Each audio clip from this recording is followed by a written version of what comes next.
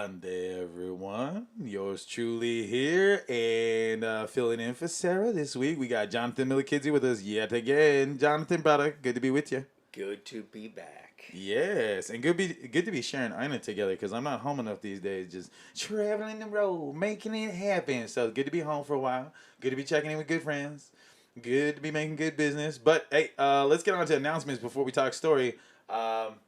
We'll have that tip line out in the show notes. So if you got news, so that way you don't just have to DM it. We'll have an anonymized form, so that way for those of you that feel that like you can't like share it outrightly in your DMs because you got to keep it somewhere else, whatever, your privacy is in mine. So go ahead and check it out, drop that, or drop it however you like. I'm still taking them from the DMs and everything and the like. So looking forward to it. And look forward to more updates on the election. We just finally filled out the Facebook. It's going to be posting all the missing stuff that the podcast system pulled down as Facebook got out of that. So, but everything's going to have at least a video with a title card. And look forward to season 2 for in-person stuff after the primaries. Because once we've whittled down these 400 contestants for your love and votership, I guess we might have to make some time to see some peeps in person. All right? We might have to, get up close and personal and learn about these people. Because I think that's what you really want to know. I mean, everybody knows what the policies are by now, but do we really know these people? And, would we break bread with them just as much as would we trust them with our children, our lives, our country? So, looking forward to shaking hands and kissing babies on the road after primaries. And looking forward to sharing the voting results here as it develops.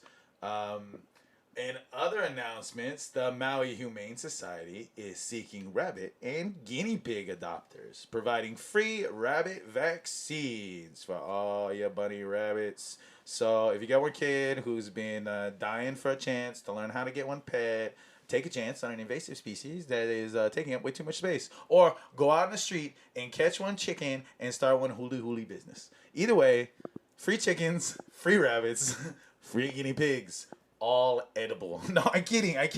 Love them, pet them, import Timothy Hay on Amazon. That is not an ad for Amazon. That is a sad fact that we don't have enough Timothy Hay for all the rabbits on the island. So take care of them bunnies, guys. Get some pellets. Support your local feed store in the process. Also, Mayor announces leaders of the new Maui Ag Department, and we'll be posting links to those peeps in the Maui Ag Department page, and you can kind of get to know who they are. All right, Jonathan, it's been a while. How you been? I've been well. I've been good. I don't know what I've been doing. Dude, what's home been like since I've been gone, bro? I've just been like cruising the continent. So like I feel that like it's kind of been like a slow news week recently. So like I was kind of like glad in like the transition in the flight period that like, okay, all right, I only just got to catch up on a couple leads and then figure things out. But like I don't know, it seems kind of slow after 4th of July out here.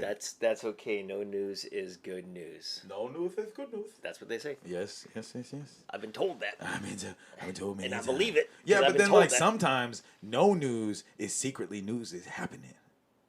Oh no. That's why we got that tip line. So people talking about me. Yeah. Behind my Exactly. back. People talking about me. How did that become? Wait, are you talking about everybody talking at me? Yeah. Yes. The Harry Nilsson Yeah, song? exactly. How did that become a Hawaiian song that's sung at like luau's and? Dude, you know how many brothers up country sing that They song sing that so song beautifully, dude? Like even Eric Gilliam does that. Is it one, I only think, dude, because like skipping across the ocean like a stone? Well, Is dude, that because of no, that song, man. that I feel line? I think he sits in that same place as like Glenn Campbell. Yeah. You know, because okay. like I would listen to like Glenn and Harry like in the same breath as like all the classic upcountry players. Right. So they fit in the same playlist. Like your Tutu's Car had the same 6 albums, and there's gonna be one Holly guy in there. Who's it gonna be?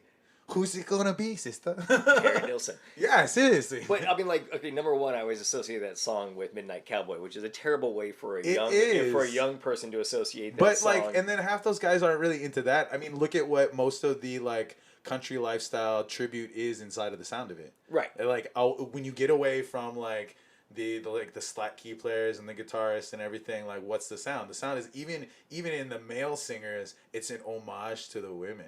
You know, that's why like the falsetto is king. That's one thing that like I always loved about like upcountry guys is there was like no shame in playing the whole space of the spectrum of sound. So like when I would go like play mainland, like there was like a dry period where people were like, yeah, you know, people like you don't sound like that, do they? I was like, bruh. That's like you don't sound like nah, dude. Hey, I could be at a rodeo in Lakeside and people go, "Are you Mexican, son?" I go, "No, Hawaiian, bro." And they go, "Really? Why they wear them cowboy hats out there?" I didn't know that. And then, but then you get to give them one history lesson, which is good. You get to tell them about Ikaika Purdy and all the others. You get to tell them about being Portuguese, rolling in the hay, and then going down the. I still have the story about how the ranchers used to herd the cattle into the ocean with the sharks all around. I heard stories about that. How true is that, Kawika? How true is that? But that's like before I was born type of stuff. That's so like back when you could run stuff down. I don't know. Like these Mauka to Makai memories are a long. I mean, like my grandfather used to talk about like take the horses down McKenna. You know, you just cut all the way down. And then, you know, you stay out there. And then, like, in a lot of cases for him, he never really said that he went swimming, you know, too much. He was like, dip the feet in the water. Stay on the horse. No, but it was just more the fact that, like, he'd get out the horse and he could just go, like, rest his feet. And then it was kind of like the bath before the bath, you know? It's like the only equivalent in them times of sitting in a hot tub, you know? So that was his equivalent. He'd go out, he'd stare out at the ocean, maybe catch sunset, dip feet, and then go home, you know. All right. Cow, pauhana, you know. So like, very simple guy. So like, you know, it was funny because like, you know, when we rest him in McKenna, it was just that was a part that like I didn't always connect as a kid until I got his full story from all my uncles, my aunts, because we got him on the mainland. You know, we lived on the continent with him so long that it was like we never got to see the cowboy he used to be. You know, so but yeah, so. You know, you can already hear I'm missing home and I'm already home, so that's, you know. Man. But we do still have some kind of like local things going on, you know. Like, I mean, there's things that go on, but I feel that there's things that like should be highlighted and we talk a little more about. So, like, with that being said, a lot of people applying for right to carry gun permits in Oahu, apparently. Who? There's an uptick. Well, and see, that's the thing. You can't always disclose that type of materials, but it's the fact that applications are up. Okay, I know some people who have some guns that are bigger guns than like I would think they would have here. But who wants to carry a gun around in Hawaii? You're talking about open carry, like well, just gun carry, like it's just is it a regular in public, gun permit? You know? No, nobody's gonna get a federal concealed anywhere. I mean, shit, man, you gotta be like a XPI in Virginia, or have an uncle in a law firm that'll like christen you for a weekend for a peace officer's license, so you can go out to Tallahassee and go across the state line into Arkansas and find yourself like some get you deputized, so you can get your sawed-off shotgun and take it out to the field and cause justice. Where'd you get that gun? I've been deputized. Deputized for what? Did you get a badge for that too? Didn't get that permit. They never do. They never get that permit, bro. I'm the law. So wait. So there's an uptick, a dramatic uptick in applications. Yes. To purchase a gun. To carry the gun in public. Carry the right gun to carry. See, that's the part. Like I get maybe the uptick for getting a gun because. But I think it's because it's lobbied by election season. You know, people are like, hey, you know, there's probably like some libertarian candidate going, just keep applying for those guns, man. We need them Second Amendment rights. Just keep them alive. All right, what you gonna do with all those guns and you can't get bullets out here? Carry a gun in Hawaii. Dude, there are things more deadly than a gun in Hawaii. Dude, have you been to the UK? Like, they don't have guns, and there are things that you can die of that you fear far more than guns. I mean, shit, like, they don't even have guns in Japan. Look at what happened to Shinzo Abe. They just take 2 pipes and then just, like, make a bullet from scratch.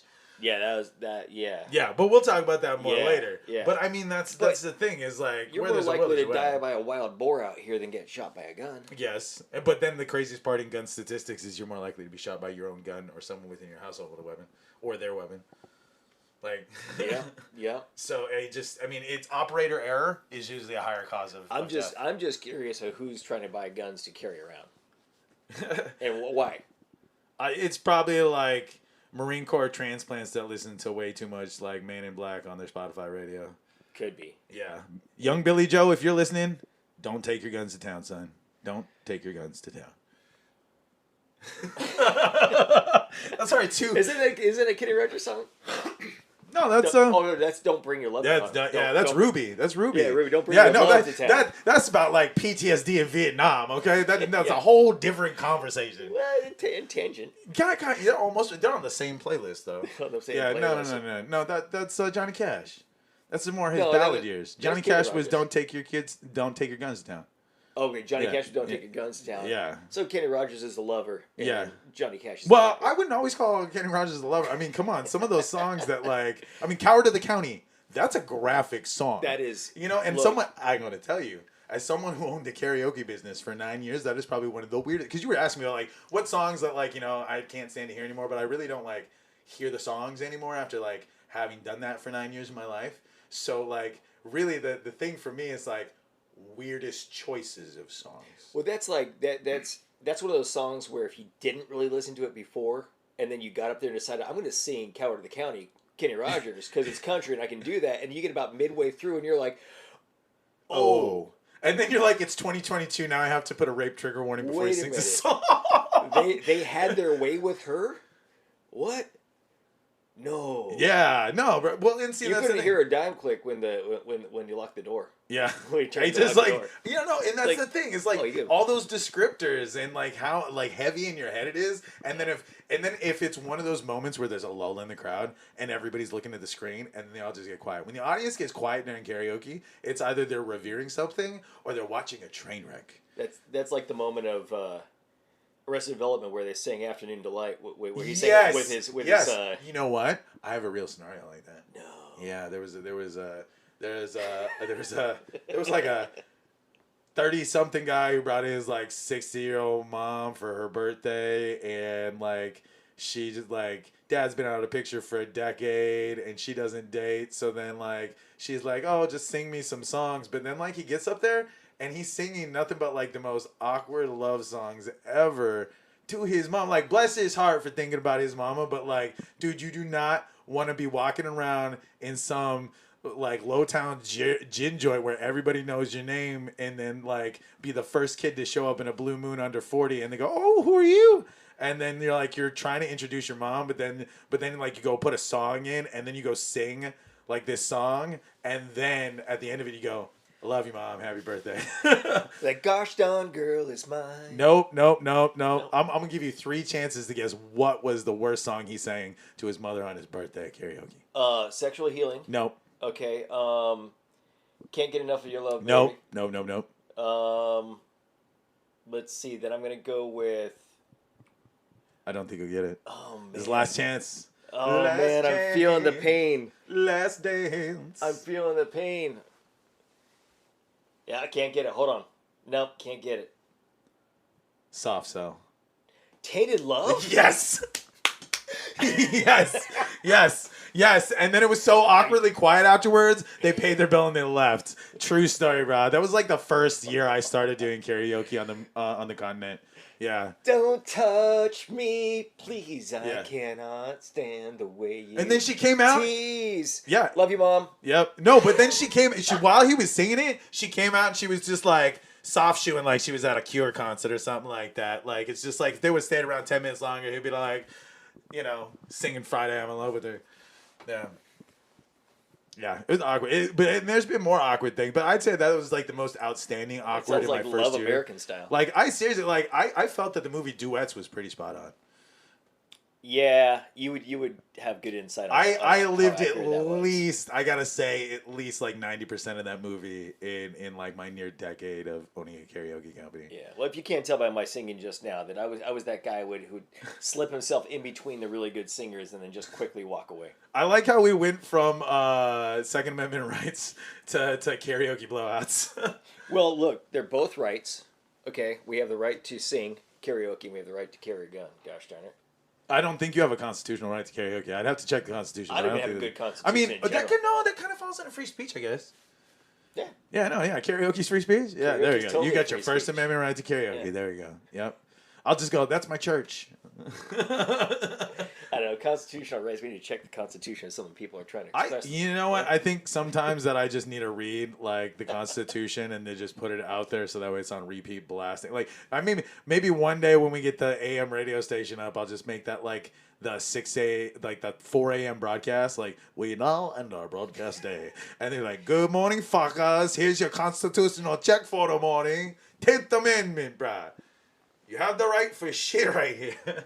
Yeah, no. Yeah, Actually, I think it'd be a good series.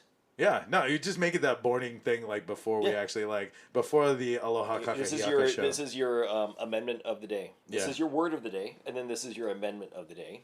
No, because normally like back in the day they would have that like 3 hours of the American flag flying. Yeah. But maybe I just made it 3 hours of like C-SPAN level stuff. So that way like, you know. Yeah, we can do that. Yeah. I think it'd be good. We need info. If I'm up sometimes. that late. Yeah. Or early. Early. Usually early on set. Yeah. So, but you know, I think. What are we even talking about? Well, you know, actually, you know what's kind of been getting at me lately. You know, let's get back to reality for a moment. Let's get away from the fun of life. Let's go back to the. You know, I feel that as I get ready for the primaries, that there's a lot of things that I've been noticing that, like, in the sense of like campaign strategy methods from those running from the gubernatorial level all the way down to the council. You know, at some points in time, I kind of wish I had a comptroller to interview because that'd probably be easier than some of these guys who are hacking it. I gotta say, major props though to the guys who you know, brothers and the sisters who are sign waving on the street and you know, waking up, early morning risers, and like trying to connect with the people before they go to work. I think seeing like who can bring the most out in physical is the most important now. People really don't understand the dynamics of like data on the internet, and then also people inflate data in their head. You know, because that's the thing is like I know how many of you folks are listening out there. All right, so I know how many fuckers are tried and true and actually come back every week because I get, you know, anonymous IP data. So I don't know your name and your face unless you know, like to comment or DM or anything. But like I know where the clicks are coming from. You know, I'm no dummy on that. But like, and that's the thing is like I don't think in a lot of cases, because these are campaigns that run themselves. You know, a lot of them don't have high-end campaign managers, especially local, you know, people running. Like, they don't think on that higher scale. They're just like, oh, yeah, I got an Instagram. I don't make an Instagram, right? You know? You know who's out there waving all the time? Who? Therese Amato. That sign. You know what? Hey, look, I haven't interviewed her yet, but you know what? I gotta ask. She's got multiple hand-waving signs. Yeah, I gotta say, that's the wacky waving inflatable tube guy of what, like, I seriously, I love it. It's genius. It is. I don't want to say that I don't know her campaign, but I will have to say, whoever thought that would be the thing to just be like with the little tomato and the arm wave, I was like, that was my most Mayberry sign I seen. I was like, she put some like Rust Belt level, like I'm politicking type of sign. But now I don't know if I pronounce her last name Amato or Amato. How much you want to bet she got one like silly jingle for the radio? Amato, the same on the ballot. It could be. Maybe that's the strategic. Let's vote the sister in. Hey, I'm not endorsing candidates, but that I couldn't help myself. Look, you put a tomato next to your last name, Amato, and she puts T, big T, so and then Amato, and then there's tomato. Well, I don't know. It tomato or tomato? Is it Amato? That's or why Amato? we sing songs about it, bro. I think that this is just a code switch. I think you already learned not to make me sing. We're never gonna escape that. There are two things we're never gonna escape: is maybe making you like anxiously sing on air in person, and the ever dancing grass. Ever dancing grass. But here's a question. Okay, here's a question though. Signage, right? Yeah. So a lot of signs all around, always around this time of year. Yeah. Right? How impactful are those? Do those really well, billboards are important because you have to touch the back of a person's brain in order to be a thought. Like, most people don't realize how long it takes on a pitch, and then people don't also understand like how long exposure to a subject needs to happen, how many times you gotta touch their brain before you even get into their brains, because it's really a suggestive method to get there. Right. You know, and like, so I mean, I say this to people that understand it, and I say this to people who don't. Like, the thing that you need to think about really in your signage is how high vis readable it is for anybody at any speed. So that's where, like, or it is so iconic in its artwork that people know it's you. So, like, case in point, like, you can tell a Bisson and a Victorino sign from driving up from away because, like, font. well, and that's the thing is, like, Victorino's got the game in the middle of the night because you'd be driving around in the dark and be like, what's all that fucking lime green shit? And it's like, you know, so it's like, great, uncle, I go crash my car, but you might get my vote because you've implanted it in my brain. Not an endorsement. You blink and you still see it. Yeah, exactly. You know, it's like someone put one highlighter all over the road.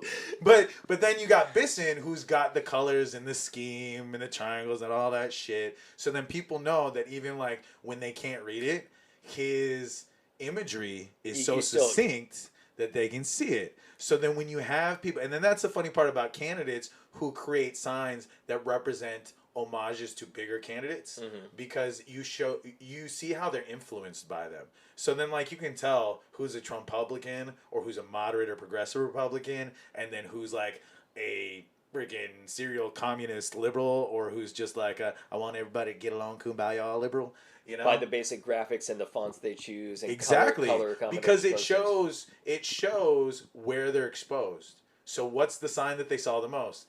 I can tell you what candidates for mayor obviously voted for Trump because they're using signage like it. I can tell you which ones are obviously like they would vote blue, but they're not running as a Democrat because they're in a nonpartisan seat because their signage style. Because Republicans and Democrats have certain signage styles, but nonpartisan candidates who are smart, hint, hint, are dynamically new and different. Because the problem is you have signage that looks like Trump in a nonpartisan race, you're going to disenfranchise your entire voting community. So if you really want to prove that you got the ability to represent your entire constituency, you need to be able to look like yourself, and you need to look fresh. So ditch them colors, bro.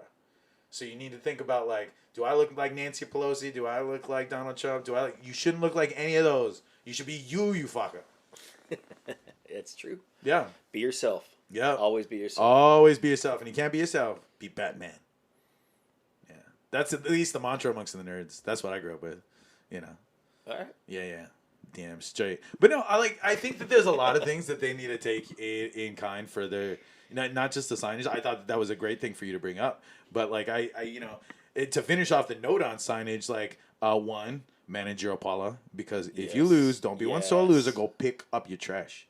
All right. Please. So yeah, that's that. I think that's a hard thing. But then there's also I think some people don't understand readability. So even if you're gonna like, I like these colors or whatever, or I'm a Trump candidate, or I'm a blue candidate, I'm just a weird green state weirdo.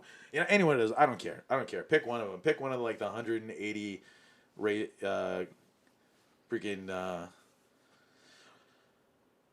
parties in America. That there's more than like 170 something. It's almost 180 parties registered in America besides the Republican and Democrat Party. And people don't realize it. And they could be running as those and listing themselves properly and learning how to hack the system. And also, nonpartisan candidates need to learn to just register as independent to keep the independent systems alive, and then just only advertise because they're nonpartisan. Yeah. So it doesn't matter where they're at on the ballot. So where you're registered has no effect where on the ballot because it's a nonpartisan race. So think about, your community first. Like, if you really want to be different than the other Republicans, then go find a party that suits your needs instead of just, like, splitting about a party. Like, why not just vote split on behalf of a better party in your mind? Like, I have no problem with vote splitting because that's really what makes a tango on primaries. And people don't realize that. Like, I think that that's the other thing that comes back to numbers when you think about, like, how much people inflate numbers in their head. So it's like when I look at certain campaigns, I'm like, these guys don't convert on social media. But, oh, look, they got lots of assignments. So they got good in person. They know how to handshake, Yeah, and that's the what you were saying earlier, the people getting out there, waving, getting their supporters on the ground. That's and then that's the other thing that brings me, what? That's what I wanted to pivot to in this conversation was campaign finance. I think that asking for money is a very important thing in running a campaign because you need to be able to grease the wheels of creation and to fight in a lot of cases because some little candidates need to be able to just set aside the time. So I think in the case of you have to be able to prepare to at least take care of yourself to a degree while you're on the road. You need to make some money there. And at least the closest people that are giving up enough of their life to where it's beyond volunteering, then you need to be paying those people. But I think a campaign needs to be more volunteer driven. I mean, look at epic campaigns, whether you vote that way or not. Like campaigns like Nixon and JFK ran the way they did because their grassroots was far greater. Their person to person, their handshake value of how many people they could get out on the lawn in the morning waving the sign. Those are the people that are going to make a difference and upset the voting system. And then, and then that's the thing. And it's also, it's sad in a lot of cases because these candidates do need the money, but then their ask systems are poorly put together. Like, we're not going to name some names on ask systems because I really don't want to, drag people through the mud on that one. I'll make fun of your signs a little bit. I might call you out as news comes out about you. Some candidates on Kauai. Controversy.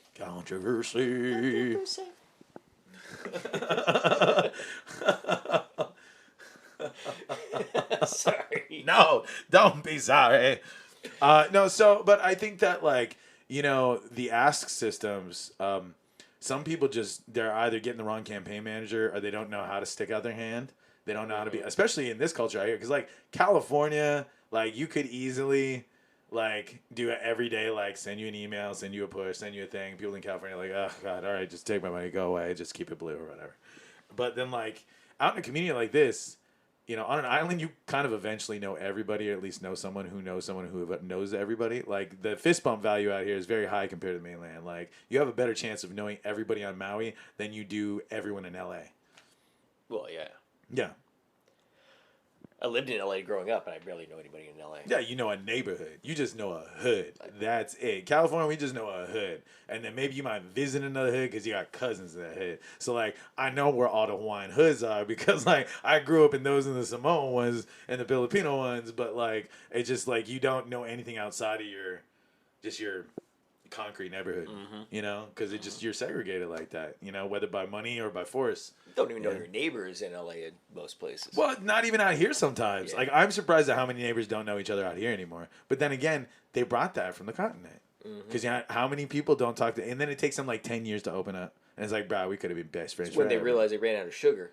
Yeah. And they're don't go ask the neighbor, what's their names?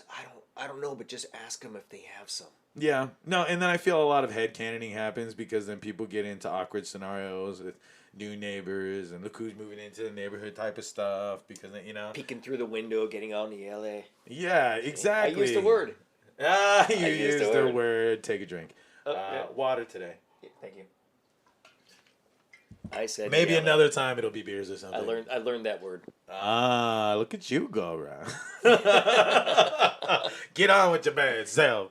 But campaign strategy. I mean, I think that the asks needs to be a little more humble, I really think that, especially because everybody's texting culture out here, except for the young kids, isn't very grammatically correct.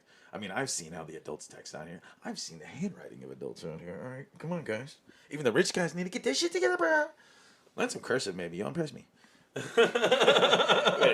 I want everything. I want all of your candidate articles submitted in proper pen ink from an inkwell that you had to extract yourself, and then oh yeah, do you have your India ink drink well and your and then it must be stamped with a royal seal to be officially submitted. Get in. No, sounds kind of reminiscent of somebody who couldn't get his money in on time because he doesn't know how to file a form.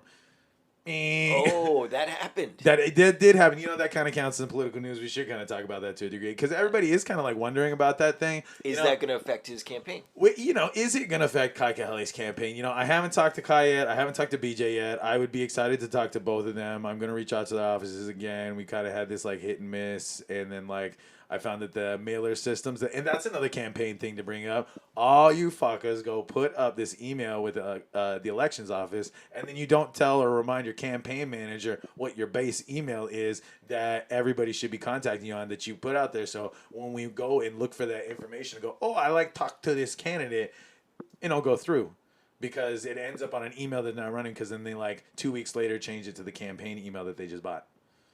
Right. Yeah. So check your other inboxes and make sure to forward that shit to your new mailer system. I will. Have your IT department fix that and call me. Let me get you on the air. But no, yeah. So with Kai, that's what confused me. And I'm looking more into this because as I'm trying to understand, there is a method for state funding for candidates that if you keep your donation amounts under a certain threshold, like as in like the per person giving you like $5 to $100, and it stays under that, then the state will match dollar for dollar up to a certain amount. It's like $280,000 or something like that. So like the trick is like you got to be able to get $250,000, and then you like, you know, but there's this tedious application process, but you would think that, like, again, what some people are commenting on the feeds out there is like, hey, you're gonna run for governor and he can't do this, like, you know. But it's like, but then we go, all right, kids, he's running for the executive branch and you're asking him to know legislative shit. Is he really gonna get it? Because half these guys who run the executive branch just know how to like fucking steamroll through and try to like immediately make things happen, because a lot of these guys just like promising tomorrow today because they think they can from the executive side, you know, and then they don't realize they got to lomi for 2 years before they're going to get the right thing done, you know, or we're going to end up with egg in our face and a monorail to nowhere like one shitty Simpsons episode. I'm still waiting for that song to happen. Like, to the TikTokers of Oahu, please, can I see the Simpsons monorail song? For Right? Yes. Monorail. Monorail. Yep. I wonder when that will finally get finished. What? No, it's a stairway to heaven, and we're never gonna buy it, bro. Like, but the thing is, I am pro public transportation. I'm super public transportation. I think it's necessary for the safety of our planet. I think we waste too many resources making cars. I think it's cool that we have electric cars now, but I think that cars should ultimately be a thing of the past. Like, I think it's better, like, get a boat, take the bus. That's it. Those should be your two weapons of choice. I got the ocean, and then, like, I ride the bus with everybody else. I mean, yeah, I got to get up country downhill. So, yeah, fuck. Sometimes I got to be on. Pukalani's like getting a boat. Yeah, exactly. But that's the thing. Is like, actually, you know how many guys I know up country, they got a boat to come up, but then they'll totally, like, carpool to get down because they ain't going to fucking put gas in that F-350 every day. Yeah. The guys with the Yoda get good gas mileage because there's really nothing under the hood. That's one fake Yoda, bro. They're all fake Yodas. Unless they get one special something. But no, so like Kai in this thing, like we're gonna look into this more because a lot of the entities talking on Facebook about this, like, Hey, why you not put in the papers and get the thing? You said you was gonna do the thing. I mean, I get it. If you don't submit like a basic form for your campaign, and you're expected to run a very high department for your state, are people going to trust that you're going to be like, yeah, because even if it's not you that's supposed to put that in, it's still the people who work yeah, for so who are you choosing in your cabinet? Executive issues. Yeah. But I think that's a huge problem with most of the executive candidates. I think across the board, most executive candidates are ill prepared. They are. They've all got something wrong with them. I will say the legislative candidates, by and large, are probably the most secure in Akamai in the entire, like, if you want to, like, really, like, focus on your legislators, because they handle far more important stuff. Like, the executives are going to go wave in the crowd, cut one ribbon, and then maybe show up council meeting and go, I like that idea. We're going to make it law. Tell them it's a law. And then they also come out and go, I like to nominate this Free Hug Aloha Day. You know? So it's like... Free Hug Aloha Day? I don't know, but like, you know, that'd be a fun rabbit hole to go down, is we figure out how to institute a day by way of, like, an executive branch. You can do that. Oh, yeah? Yeah, dude. I mean, we get movies turned into holiday. We gotta figure out what the day is gonna be. Dude, we got Finding Ohana Day out here. Did you know that? Yeah. When it came out, we got Finding Ohana Day. Yeah, like, you can get random I don't holidays. know what that means. It means you still gotta go to work and you don't get holiday pay. But we made one movie out here and it went on Netflix and we're proud of it. But do you have to, like, are you required to watch the movie on that day? Is it? I guess if there's one barbecue and you're invited, at least bring something potluck. Redondos. Red Dogs for the win, bro. That I endorse. You don't even have to pay me to endorse those. I'd eat them on air and go, hey, bro, what you eating? Redondos. They don't even pay me, bro. Love you, bro.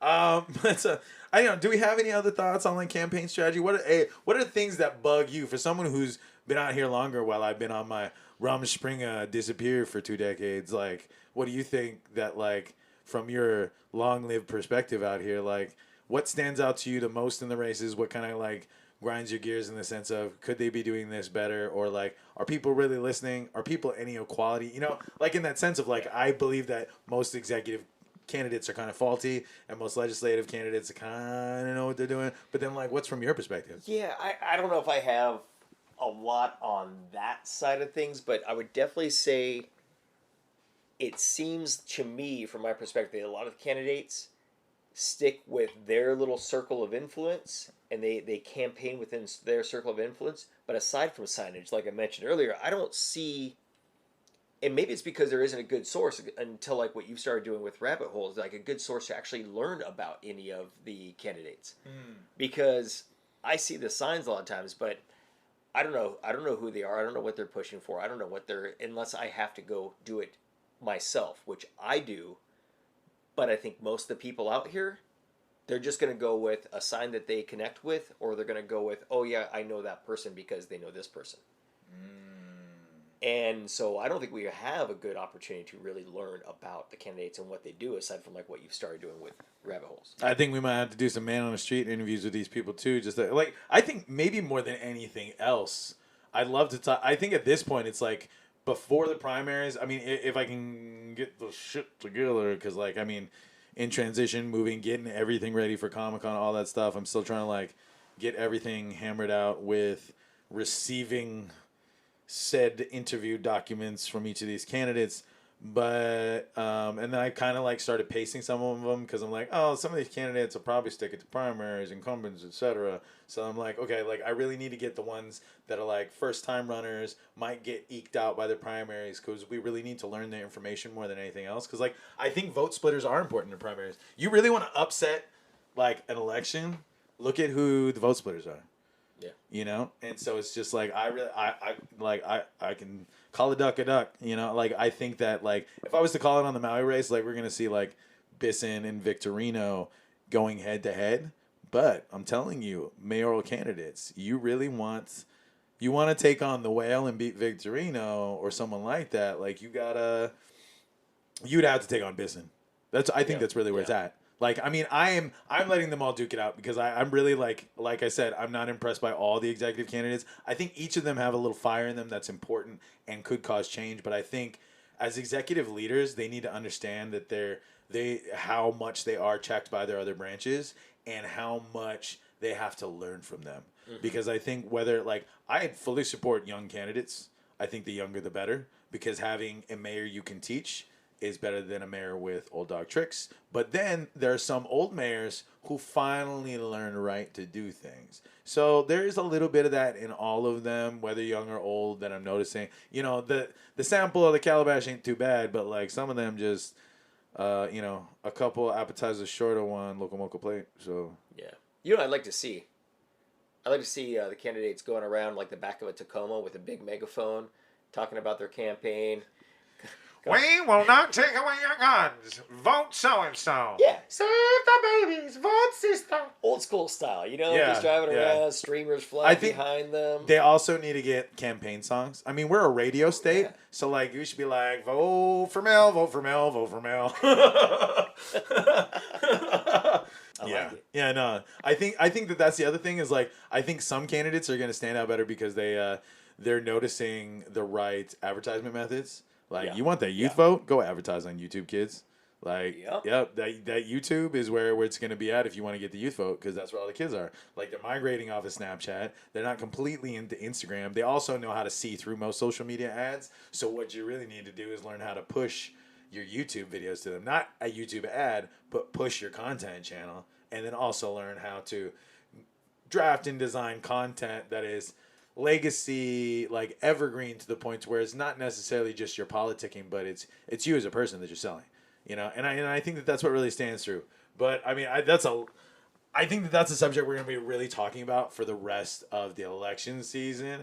But we got a lot to talk about on the continent and the world around us, so we'll be back for more right after a word from Newsly. Moving forward.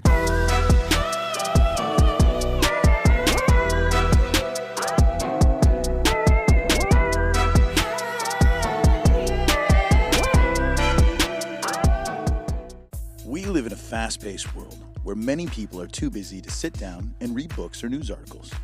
But thanks to Newsly, you can now listen to the news you wish you had the time to read. By utilizing AI technology, a natural human voice reads you the news, helping you grasp the information faster and more efficiently. Newsly provides the latest news updates 24/7, letting you browse articles from topics you choose. It even has podcasts, including ours. And listeners of Rabbit Holes can get their first 30 days of premium for free, allowing you to enjoy an ad-free experience by using the special promo code in our episode description. So download Newsly today for free on iOS and Android, or visit www.newsly.me so you can stay updated on the things that matter to you. Moving forward.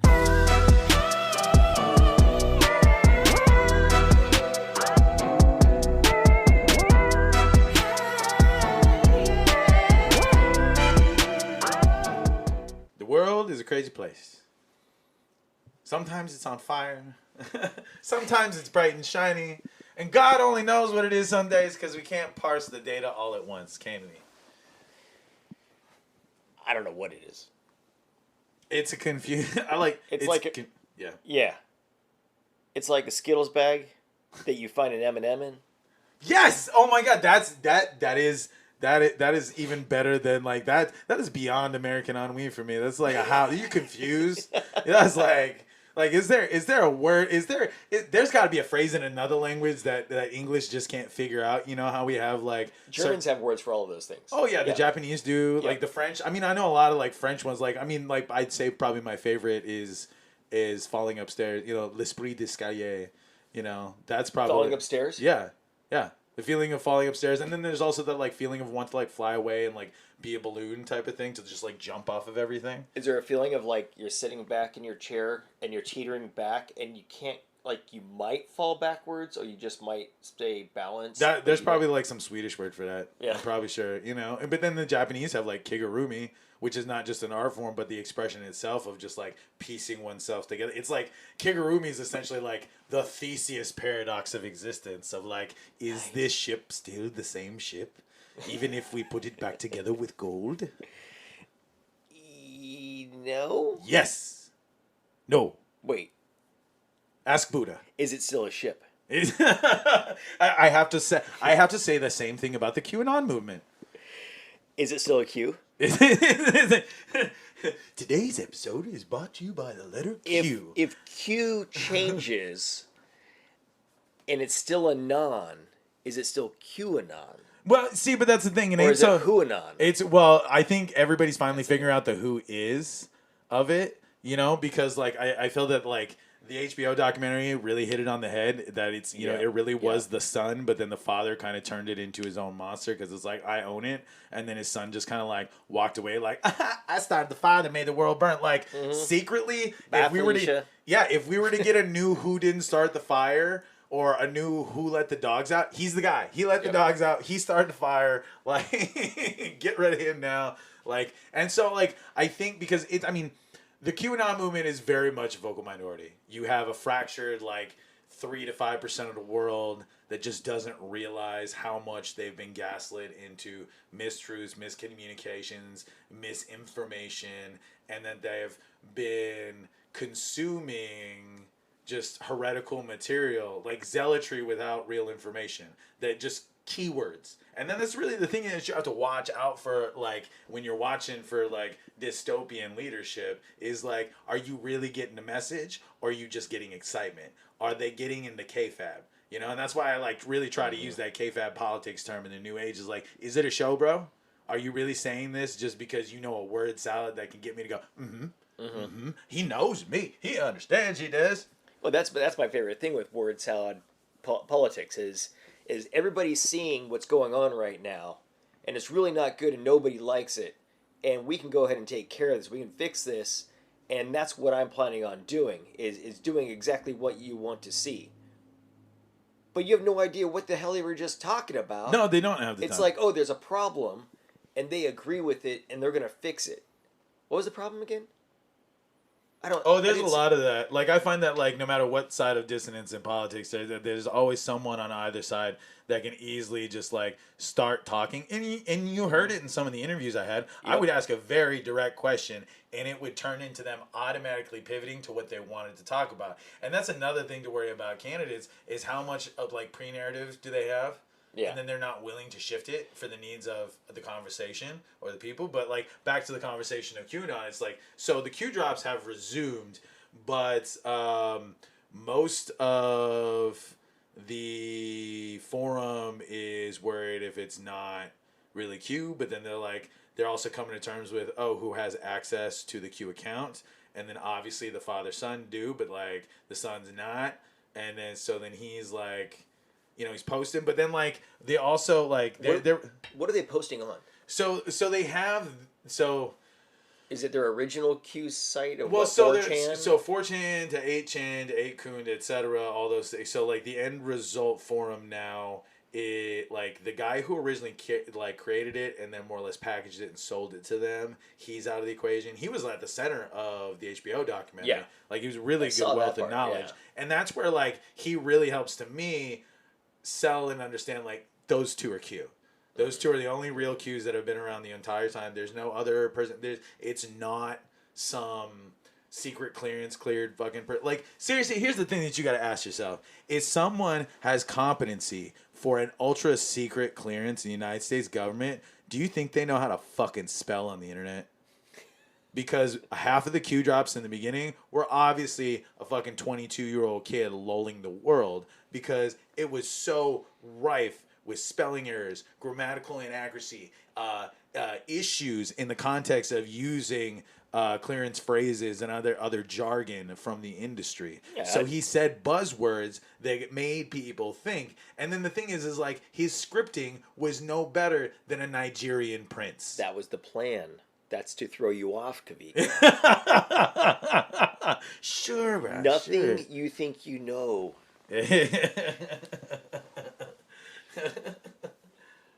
It's all a facade. Right. But so in like breaking the facade, so it turns out some people started making jabs and haze lines over at the dad who's still running the damn forum, and then they trash talked him. And then I guess he still had the Q account open, and he responded as Q. And then he ripped it down and tried to play it off, but like everybody saw it. So then like the forum just actively just started screaming bloody murder, because they're like, we've been waiting this whole time for our Messiah to come back, and he's not here, and it was you, and it's not really you, it was really somebody else all along. Bring him back. Okay, but here's a question. Yeah. So what if it was him? Well, and see, that's the thing, because they still believed everything he said, so do they no longer believe it? And that's the hardest part about rejecting reality for these people. Right. Because they're going to keep rejecting reality because it's the only thing that keeps their paradigm in check. So they're at a psychological break stage. They either have to accept and move on that this was all hogwash and they need to get their shit together, or they just need to double down on crazy. And at some points, like, I can respect either or, because it's like, all right, well, at least the fucker got convictions. You know, but like, are they good ones? No. So like, but like, I kind of like, I was hoping that this would eventually happen. At least there's a divide now. At least there's enough people. But then at the same time, how many of these people showed up en masse thinking that like JFK or JFK Jr. or whatever was like gonna rip out of a freaking Donald Trump skin suit like Eobard Thawne ripping out of the Flash in a comic book? Which actually they did that recently on the Flash with Reverse Flash ripping through a time mirage, whatever, like timeline correction of himself, and he just back to life. Did he fix the world? No, he didn't, because he's a bad guy. Damn. Just like Q. Q was a bad guy. Like, guys, come on. It's simple as that. Like, this guy was a moron. He misled you. Here's the best thing. This is the remedy for all the QAnoners. Just silently put the Kool-Aid down and walk away. You don't have to tell nobody. Like, just go to your local church and just, like, go confession and do your Hail Marys, and then just move on with your life, and then silently in 5 years start making sense again in public. You don't have to, like, publicly make sense and then people go, oh, I got his shit together. Just stop talking crackpot tinfoil. Like, this is bad. Like, this anti-vaxxer movement is bad, okay? Like, people don't understand how much the state is vaccinated. It's gone. It's moving on. How much the rest of the world is already reopened. Like, I feel that there's a lot of, like, locals and Kanakas that don't leave the Rock ever. They're always stuck in the puka. And then they don't understand, like, because there's such a bad news cycle coming back from the mainland, that they don't realize that the world's already moved on. I feel like we're always in apocalypse mode in Hawaii, and then it's like, someone is coming from far away to tell us. Like, I feel like that's half the reason why I started the show. It's embedded in the culture now, right? Is we have to wait for somebody else to come and tell us. Yeah, bring news. What? We have to wait for the telegraph to come in, so then that way the Western Union boy can spread the news across town. But there are a lot of societies like that. Like there was an article recently about the Russian community. Like, Russians need to be told what to do from their leaders. Like, they've been programmed to do that generation after generation after generation. And I think that that's the hard disconnect between the multiple generation gaps that we have in America. Because, like, look at, like, the consistency of countries at large. Because when you really look at, like, the micro generations of America versus, like, the long-standing generations of, like, China, like, cultural shift takes longer in China and Japan. So a generation could be, like, 50 years. Because you have multiple age groups that are together. Think about this, like, early age of man, pre-industrialization. You call, like, technically everybody in the Stone Age is the same generation, because they're going to have the same struggle on rinse and repeat for the next 200 years until they figure out fire. Also because they only live to about 23. Exactly. So it's just like puppies. How long until, like, that data's embedded? How long before, like, you have a kid who knows how to program a VCR the day they're born, and that turns into someone who has a kid that knows how to build a computer the day they're born, and then that turns into a kid who knows how to, like, drive the second they come out of womb, or fucking navigate outer space. How many kids know by the age of 8 to stick their hand to the sky and make their way across the ocean? And how long did that take us as a race of people? And then we lost that. Yep. And then we trying to renegotiate, bringing that it's not anymore. Exactly. Yep. So how do we bring those things back in the right doses? But, like, and how do we get rid of those bad habits that are getting in the way? All these colonial infections. But then you like get Q. things like Q, exactly, that they start reinforcing. The reinforcing the lack of advancement. Yes, because they don't realize that because this guy is causing all this trouble, and he's causing trouble in areas where people don't understand, so they get easily excited. So it's Chicken Little. Really, and that's the thing that I think that a lot of these folks don't understand. We want to really relate it to the most simplest parable that anybody should know. It's the sky is falling method. So you rely on, oh my God, the medias are coming, and then everybody, oh shit, we're gonna die, right, like, and so once you've hyped that up, it's keeping the hype train running. And that's all really Q was. It was a bunch of hype train, skies falling stuff, and then people bought it, drank it, and learned how to make it on their own. And then that's the scary part, is how many people just, like, willingly create the Kool-Aid. Like, I mean, we watched some videos recently together, some older stuff I showed you long before Trump even became president, and, like, how much the Kool-Aid was already sitting out there. Oh, yeah. That's why, like, as a Republican, I was totally afraid of him from the get-go. That pot's been stirring for a long time. Yeah. Like, he was stoking it up. Like, how many rallies you can go to, and people are like, yeah, this is a Trump rally. Of course I'm racist. Fuck you guys. Like, dude, like, seriously. Just flat out, yeah. Because they don't care, because they're in with their own. Yeah. And they're they're happy to say, yes, I'm racist, because that's what they want the other person standing next to them to say. Yep. Because they all want to be able to nod their heads going, yep, we're right. Yep, exactly. Everybody else in the world is wrong, but we're right. Which is crazy, because, like, I seriously don't understand the far right in the sense of, like, we want our freedom to be assholes and tell you that you have to be okay with us being assholes, but you can't be good people. Fuck you for being good people. Don't even try. Not gonna do it. It's like a evil Ross Perot coming out.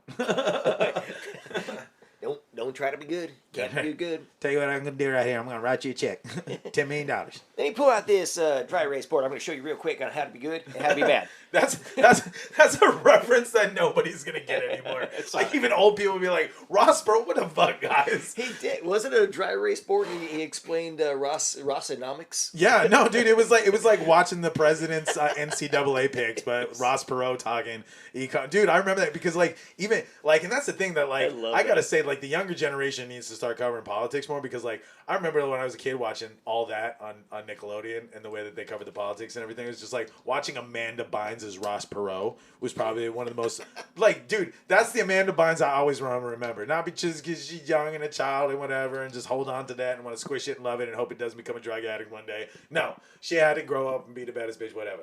But I am so, like, I always look back, like, I consider her as, like, I was about the same age as her when she was on television. I had always, like, dreamed of, like, doing variety shows like that. So when I saw someone that, like, matched on my spectrum, because I figured, like, a lot of her content aligned with me, so I'm like, maybe she's really in the writer's room with this, or is this just adults writing for kids? But then it kind of was, but then sometimes, like, the kids kind of knew what they were getting, but it was Nickelodeon, so every kid scripted.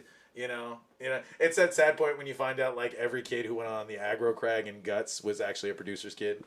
You know, Legends of the Hidden Temple was not kids you knew. It was producers' children because the insurance couldn't pay for a regular kid to jump in a river and face Olmec, the giant stone guardian. Yeah. Whereas, like, Supermarket Sweep can happen because if you slip and break your cole in the fake Supermarket Times they got on the TV show, then, all right, you're an adult, you signed a waiver. Gotcha. Yeah. But anyways, like, man, we getting lost. This is a rabbit hole lost in anything. It's my fault. It is. It is. We take it there. But you know what? I really had to detach from that Q thing. I've had enough about that. Like, we need to move on. Can't give it too much of a platform. Terrible things shouldn't receive too much of a platform. Just long enough to just shame it. But other things that, like, you know, like, I understand people's need and want for, like, trying to create some sensibility of, like, understanding, like, election integrity and stuff like that, but I think that, like, so many people are caught up and not realizing that, like, a lot of this hyperbole from the ultra right and the oligarchic left, because, like, in a lot of cases where these drop boxes are being lost and ballot systems are being lost is really because you have far right Republicans that are willingly, like, driving legislation to get rid of it, and then you have dissonant oligarch Democrats who are just like, it's not my care. I'm an incumbent. I'll get those votes. You know, so then they're not even worried about old Grandma Simpson who's got to, like, write in her ballot and have her kid drive it across town, or if they ever will, and nobody thinks about, like, the 16-year-old kid who's not going to get the day off. I mean, the 18-year-old kid, because 16-year-old kids can't vote, but, like, surely they should be, because if they're paying fucking taxes at that age, you know, they pay taxes or get drafted at the last second for an apocalypse. Yeah, come on. But that's the thing is, like, how many 18-year-old kids wish they could exercise their right to vote, but then they can't show up because they got some, like, lunch cart job, and they go, would you like one paycheck or would you like one new president? I like one paycheck. Fuck it, bro. You know, and then they just get, you know, disenfranchised. But, so Wisconsin Supreme Court ruled that absentee ballot drop boxes are illegal per, like, weird phrasing inside of their law. They used a loophole in going, oh, well, the Election Commission authorized all these drop boxes, but the state didn't sign off on it. So on the Supreme Court level, we're, like, justified that they can actually take them out. But that's where, like, people who want better voter access need to understand the bureaucracy in order to hack it. And this is where I go back to, like, local candidates who want to fix things. If you really want better voter access, you need to change it properly through the legislation. So then that way, when the dickheads want to rip apart your civic rights to vote and be able to vote as the working class, because that's what this is an attack on the working class. Okay? Mm-hmm. These are elitists both on the left and the right, whether by apathy or by trade, that are just... They don't care about the working class vote. They care about the people who pay to put them in office. And, you know, that 20% of operating America that consistently shows up at the polls, not the other 40% that may or may not show up out of the entirety of the 100. Because then that's the other weird thing about, like, the voter integrity system is we've got a whole bunch of people who think that there's not really any voter integrity. And by and large, most of it's there. So then we have this weird gaslighting again in relation to the whole Q thing, the stop the steal thing. You have politicians who don't have integrity, questioning the integrity of the voters. Yeah, exactly. You know, and then there's a lot of disrespect. That's the maximum gaslighting. You know, it is, because then, like, they're telling you don't exist. They're like, there's no way people voted against this. Mm-hmm. Yeah, they did, bro. Like, that's why I thought it was really weird when they interviewed that Oath Keeper moron, or like the freaking guy from shaman? No. Oh, it was the guy from the Proud Boys. That one of the co-founders of the Proud Boys, and he was being asked about, like, the voter fraud and all this. And he had nothing to back up on it, and he had no sensibility about it. And then he just turns around, and he flips it on it, and just like flips the table entirely. Doesn't want to talk about it anymore. And you just don't know what you're talking about because you're all fucking morons. And it's like, bro, like, do you show up? Did you actually like check things? Did you check with the election commissions? Do you even know like the facts and figures of voter fraud and how many times it's really just like people using that to gaslight taking away voters' rights? It's usually a attack on smaller voter classes in trying to change the caste system of America. So it really doesn't help. Right. By and large, there is not enough voter fraud in the sense of, if ever, in mail-in ballot. Like, it's too much work to get most people to vote anyways. Yeah, but then you get their followers, you get their voters who sit there and are so willing to believe anything that they say about, the fraud, that they'll say that Trump put up a satellite in the middle of the sky. Oh, that's right. That pulls up votes straight from the voting machine. That is some, like, Dinesh D'Souza moron level stuff. I mean, how does this voting machine that's processing hand-punched votes... Yeah, when the vast majority of vote systems have been relegated to in-person hand tabulation, how does a hand-tabulated Windows 95 level fucking, like, voting machine punch card counter... Like, the stuff that counts your votes is no different than the stuff that used to count, like, your SAT scores. Scantrons. Yes, it's pretty much a giant Scantron. It's a Scantron. System. Yeah. And you either have a Scantron or you have 200 antis sitting in an office for a week reading them all by hand. Okay? Oh, but who are those antis? We don't know who that is. Exactly. That could be voter fraud. Yeah, and then that's what they think. But then the crazy part is, by and large, who's more active in election commission stuff as far as volunteers? Old Republicans. Why? Because they have the time and the financial security. Because by and large, Democrats are poorer working class people. Whereas, like, because of the fiduciary conservatism of most Republicans, they're also capitalist centric. So they have financial security at the end of their life. So what do? They become a voter center in the neighborhood. I know. Like, most of my life in California, the people who ran the garage 2 streets over were Republicans. That's half the reason why I became one. So, like, are you telling me that, like, all of these hard-working volunteers in some cases, some states they kind of get paid, some states they really don't get paid enough? I mean, because it's kind of like a stipend in some states if you do get paid to do it. So in a lot of cases, it's senior citizens that do these things. So you're telling me all the kapunas in the world secretly have a cabal that are trying to fucking... No, bro. No. Half those people don't even know how to talk on the internet. But they get free government cheese. But financial security. Do they get paid in free government cheese? Well, dude, there's a lot of work to run a election out of your garage. But then there's, like, I mean, in some cases, because it's like a federal stipend rate, it's kind of like your civic duty type of thing. Like, the rate can be good sometimes, but in some states it's like even like $10 under like the cost of living. The rate to be a juror. Yeah, it's like $11 an hour. Yeah. Yeah, exactly. But like moving on in election stuff, because I got at least cover the left a little more.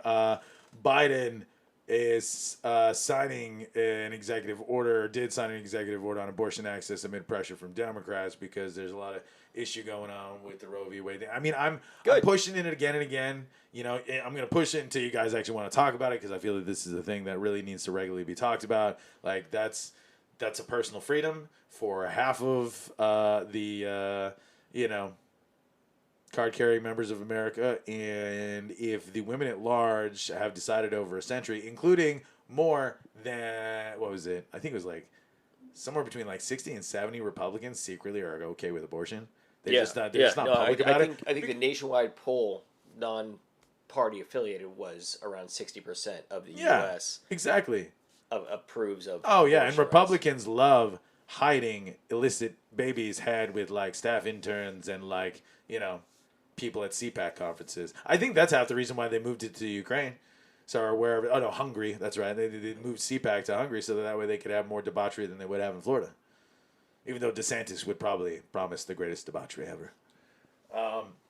But yeah, so Biden, I think he's really doing right by the female constituency of America because by and large the numbers are saying that this is what women want. Well, that's really the only thing he can do right now, right? Yeah, and that's really all he can is reinforce states that already have, because that's really at the heart of the executive order. Is like he's kind of getting a little too much credit. Like, I'm saving Roe v. Wade. He's not. He's kind of like creating a backdoor to at least hold the door. Like, Right. he's Hodor right now. And that's it. Like, Biden is totally Hodor on Roe v. Wade. He's like, Hodor, Hodor, Hodor, Hodor, Hodor. Hodor, no! He was my favorite character. And then when you finally realize what Hodor means, then you really want to, like, cry. Oh, what does it mean? Hold the door. Yeah. Because, like, did you watch? I did. I don't know why I never... Because then when it finally gets to that whole flashback, I guess it was like so obvious that I just didn't. But he had that whole flashback. He got caught in a paradoxical moment because he saw it and then he was living it, and then you understand. So like that's the weirdest thing about Hodor's psychosis is this is a guy that saw the future and it fucked his mind so hard that he had to like hold onto that thought, and it just went from hold the door to Hodor, and that was his just like that was his. He's like, I gotta remember this. Like that's my word. That's my Hodor just pawning game of life. Yeah, exactly. He had one job. And he kept telling us that he had this one job and we didn't realize it. Mm-hmm. And then you finally like see the whole like how like what was in his brain of the future, and then how he saved Bran's life and all that stuff. Like, dude. Okay. Hodor. So aside from, lackluster Democrat efforts in dirty Trumpublican news, Pat Cipollone is going to be testifying in the January 6th committee. I'll make sure to put up links for that again. I'm going to keep on putting up links for the January 6th committee because that shit is salacious and it is unfiltered. So you're not really like, if any of those news sites you see are reposting it doesn't matter. Like, don't watch those ones. Watch the ones directly from the January 6th committee. Watch the ones with C-SPAN, that's cool, but like the committee, the subcommittee has its own website, has its own verified social media accounts. And so we really should be like, if you guys hate the news and you hate fake news, well then why not just skip the news and get it from the source? Go drink the water from the well. Don't get it repackaged and sold to you. So check that out because that's going to be juicy. It's going to be real juicy. I'm watching that. That's actually the first one I put a full, like, remind me YouTube when it happens. The other ones, like, I catch afterwards because, like, I can't watch this live. But, like, I really think Cipollone is going to be some hot stuff. I just like a good bowl of Cipollone. Like garlic toast points to dip into the sauce. And all I like my Cipollone with Red Dogs. You put Red Dogs in your Cipollone right next Yeah, I can put Red Dogs on anything. Right next to the shrimp and right next to the lobster. Oh, I didn't know Cipollone had shrimp on it. Oh, sure. Oh, okay. Well, then maybe it's an Italian dish. No, okay. So then, like, no Red Dogs then, because if we can't afford shrimp, we put the Red Dogs though. All right, if you like your Cipollone and shrimp, all right, we try. But in other more reverent news, Abe Shinzo assassinated in Japan. Well, and as things are developing, because I don't think we really want to like, other than like his impact and talk about like kind of like Japanese politics for a moment and understand the world at large and what they're going through and like how he was assassinated versus like how it developed, because then like I felt like some of the news sources when they covered it as it developed was he was just injured, and it went from he was injured to he was dead. I even heard that he had a heart attack. Yeah. So then, like, people are like, did he die from the bullet wound, or did he get a heart attack from the bullet wound, or did he just, like, get shot in the Okole when ouch and died, or, like, or did he just, like, get injured and then someone, like, smothered him in the freaking, hospital? People don't know, and people are getting, like, crazy conspiracy about it because, like, especially after seeing the gun. Because it wasn't a gun, it was a gun-like item, like, everybody's describing it that way, because it was, like, 2 pipes on a 2x4 with some freaking, like, it looked like something Forrest Whitaker made in Ghost Dog. Like, you remember those, like... Not sweet, but... Yeah, no, but it was some crazy, like handmade anarchist cookbook manifesto level sawed-off shotgun. So, and that's the thing. So, like, having a gun is difficult to do in Japan, right? Very difficult. Actually, I have an interesting anecdote about that because, like, I was in the Boy Scouts as a kid, and I was a camp counselor at a major camp on the West Coast in California. And we actually hosted a sister camp from Japan in scouting, and they would come out. And, like, the biggest thing that they really looked at in their free time was because they didn't have any real merit badges for guns. And we have all them Second Amendment rights in America. So, they would literally like, oh, shotgun. We like shotgun range. And I'm like, okay, cool, bro. Let's go shotgun range. And then, like, and they were like, hey, we also have these bow and arrows. They're like, bro, we get bow and arrows all the time. Give me that fucking 45. I want the gun. Yeah, give me that carbine. So then like the next thing you know, they're like, I like John Wayne. And they get it out of their system. They go back to Japan. So you get 14-year-old kids. It's the only time in their life they're going to touch a gun. And they go, oh, yeah, I don't like guns. And then they go home. Really? But yeah, I mean, we'd rack guns all summer when the Japanese camp came out to visit. And like that was, for them, like they loved watching the things that were uniquely American. But like the biggest thing uniquely American to them was the fact that kids in Boy Scouts are actually allowed to hold a shotgun, or by the time that they're 21 can fire like a small firearm, and so it just like, to them it's like, this is the one ride at Disneyland we can't get at Tokyo Disney, so let's go on it as often as we can. They pretty much did gun range and pools and boating the whole week. It was just like, we had to open up a separate block for Japanese gun range time because these kids are he's just filling it up. Really? Like it was just like, yeah. So it's interesting, but there is very much it's not an anti-gun culture, but I think it just more comes with a reverence for war and weapons. Like, I mean, I think this also culturally ties into like atom bomb level conversations. Yeah, I think so. I'm looking at a picture of the gun right now, and the gun it's like, I don't think I would look at that if somebody was walking down the street carrying that. Like, I don't think I'd look at that and be like, that's a weapon. Where if you have a gun and it's exposed, it's a gun. Oh, yeah, no, but it shows you really how homogeneous he had to make it, because it's like, this is a working class dude who isn't going to be able to like 3D print a freaking zip gun or anything. He didn't make a ghost gun. He made a 2x4 gun. Yeah, they call it a zip gun, right? So, man, that's just crazy. Yeah. No, he seriously, like, anarchist cookbook level, like, steampunk nightmare level thing. Yeah. And so it's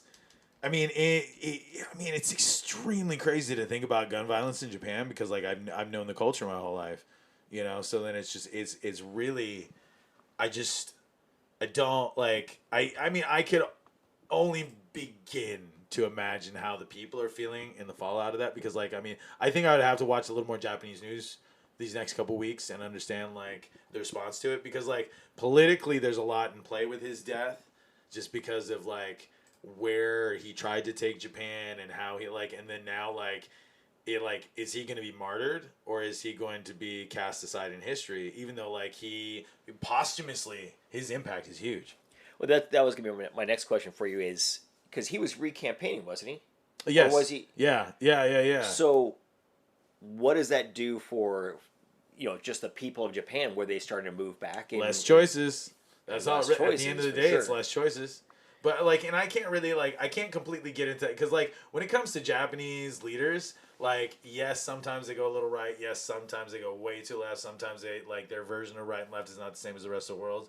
But like, all in all, Japan's been in a pretty locked post-World War II place. And it's, some of their life is a little bit of psychologically misstructured because of their place in the world post-World War II. But I think it also, at the same time, like, they've made it leaps and bounds as a society. Like, even though, like, they have a pretty high inflation society compared to ours, they can afford it. Mm-hmm. Like, by and large, those kind of people can afford it.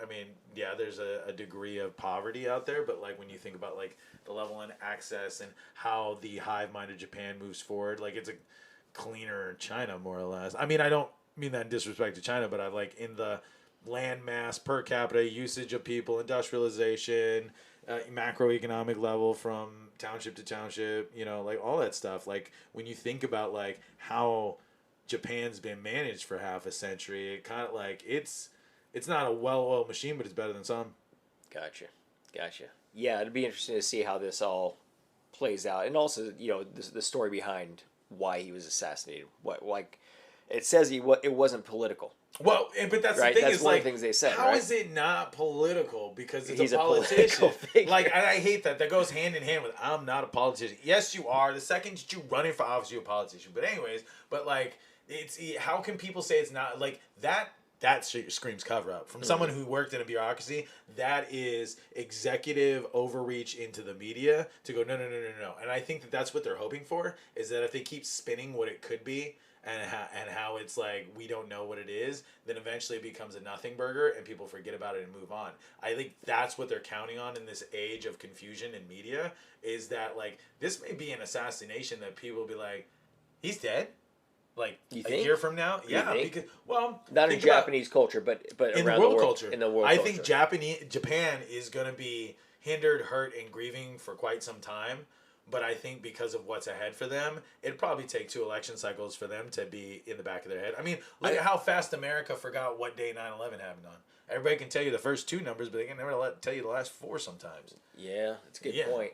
You know, actually interesting, because Japan may emotionally be more hurt by the fact that it was an assassination and just the style of what happened. It's a culture more shock. Than it was Shinzo Abe. Mm-hmm. Mm-hmm. And I don't know if that's correct. I'm not in Japan, but I'm wondering, because the way it was talked about initially was he was shot, and that was such a shock that somebody was shot in Japan. Yeah. And so it's interesting to see how that'll play out too. Yeah, I just, man, it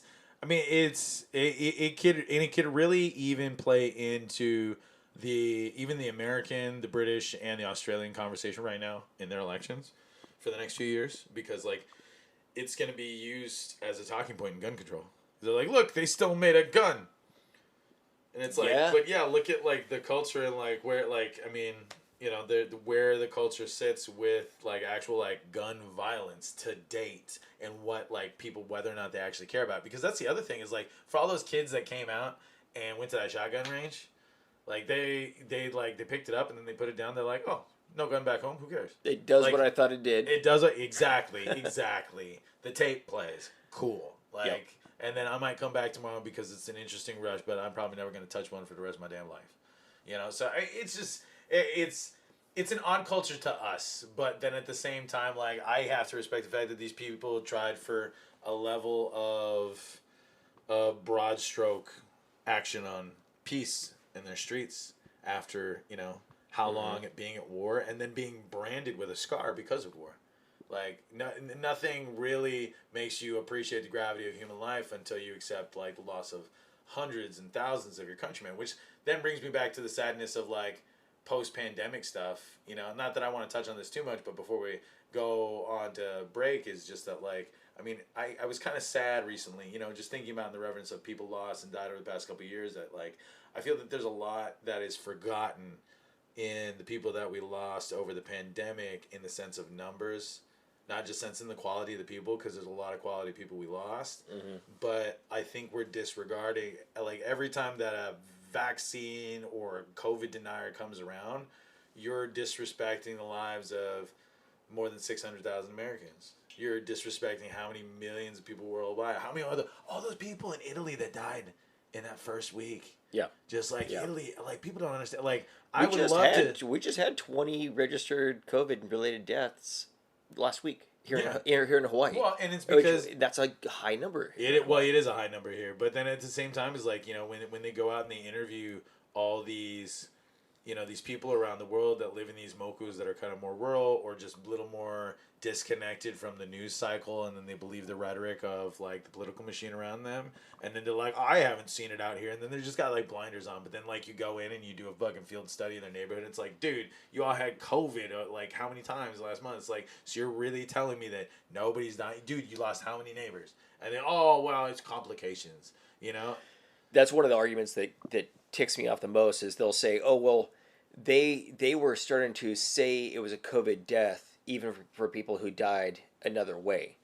It's like, who was saying that? When were they saying that? Like, they're just trying. Well, and see, that's the same thing with the way that people try to reword the word mandate in their head, you know, because like some people try to tell me mandate's not a law, and I just have to like smile and nod because I'm like, you dumb bastard. Like, mandate is a law set in place in an expedient fashion by the executive branch. So talk to your executive branch about what a mandate is, and then, you know. Yeah, but so many diseases, you die of other complications that are created because of that disease. Oh, yeah. So when you die of, you know, I don't know, cancer. Yeah. You actually might more likely die of, like, pneumonia. Yes, because the cancer struck you down so much. Yes, exactly. Like, in the same, like, when my pops died, I mean, like, he had complications to Agent Orange, but then half the time the freaking Marine Corps was like, he had diabetes.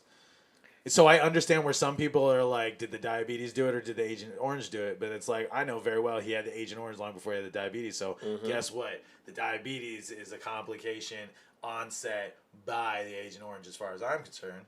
But then, like, if someone is, like, can't breathe, aspirating, like, death from their fucking mouth, and they can't taste anything, obviously they got enough COVID to say that if they had something else, the COVID is what made it worse. Right. Exactly, and that's where I think people are losing the significance of vaccines and things like that. Well, let's not lose too many people's attention because this is probably the hardest part of the show to get through every week. But you know what? After this break, when we come back, we talk a little pop culture, streaming reviews, gaming reviews, and more. And man, Flat Earth Dave, just another week away. All that and more in just a little bit after PSA. Moving forward.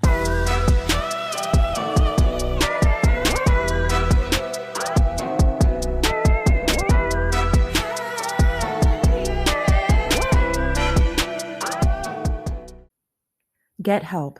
It's never your fault. It doesn't matter what you were wearing, what you were drinking, or what you agreed to in the past. Sexual assault is never your fault. Support is available 24/7 through the National Sexual Assault Hotline. Call 1-800-656-HOPE or visit RAINN.org. That's RAINN.org. Remember, it's not your fault.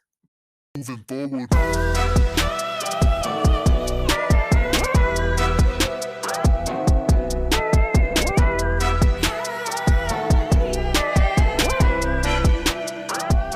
So what are you doing to escape from madness? Because, like, we got to escape from this madness, bro. Watching as much as I can. Well, it's, you know, Trying sometimes to lose myself in some films, some shows, all that. Writing a little bit. Yeah. Drinking a little bit. No, wait. Yeah, I am. I ain't drinking anymore, but I ain't drinking any less. But what you watching, bro? What you watching? Been watching a lot of stuff. Some TV shows, you know, some funny stuff here and there. Probably the one that stood out to me the most, though, is PTA, Paul Thomas Anderson's Licorice Pizza. Oh yeah, no, I've been hearing a lot of interesting things about it because, like, I mean, it's a man. Human sexuality is a funny subject in American filmmaking. There is a little controversy over this film. You know, they've got a chance to walk that line on an adult having a more than platonic relationship with a minor. Well, and then that's the thing is, like, some people try to feel that, like, oh, I can justify the age gap to a degree, but then it's like, how can, like, I mean, because that's the thing is, like, so what we got, it's young boy, old lady, right? Young boy, older lady. Yeah. So, but I mean, I feel that's where, like, societally, it's always deemed okay. Like, if that was a 25-year-old guy dating a 15-year-old girl, you go, oh, fuck, I'm gonna kick his ass. But then, like, everybody goes, yo, bro, you pulling a young MILF. And it's like, dude, it's just as fucking wrong. It's the whole trope of the female teacher, the teacher role at least. Yeah, hot for teacher. How many songs in Hairband Rock have been talking about teacher? And, like, does it make it right? I'm not, but I mean, I'm not gonna lie, every teenage boy has had your hormones are going. But it's those adults that should know better. So, I mean, but I haven't watched it yet. I am going to watch this one because it does sit in the range of I would watch it. But, like, spoiler-free, sell it. Yeah, no. So for me, number one, Paul Thomas Anderson, dig it. I'm down for pretty much everything he does. The son of Philip Seymour Hoffman, who was in a ton of Paul Thomas Anderson's before he passed away, his son is the lead. And I was, like, stoked to see what this kid can do, who came from an amazing, amazing actor. And he was fantastic.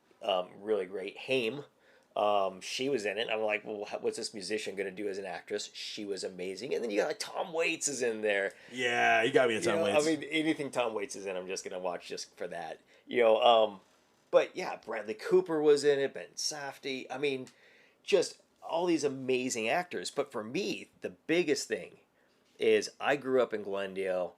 I was born in the early 70s, grew up through the 80s. So much of the timing of this felt really familiar.